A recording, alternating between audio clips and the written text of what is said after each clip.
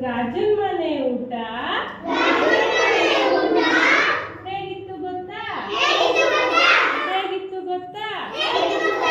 ಹೇಗಿತ್ತು ಗೊತ್ತಾ? ರಾಜನ್ ಮನೆ ಊಟ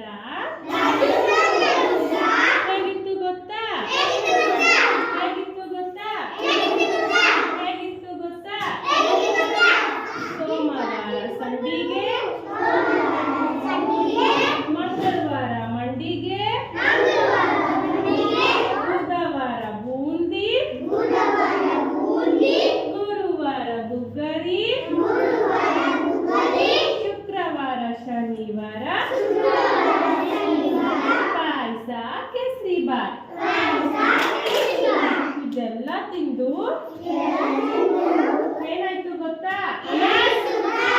ಏನಾಯ್ತು ಗೊತ್ತಾ? ಏನಾಯ್ತು ಗೊತ್ತಾ? ಸೋಮವಾರ ಸೊಂಟ ನೋವು, ಮಂಗಳವಾರ ಮಂಡಿ ನೋವು,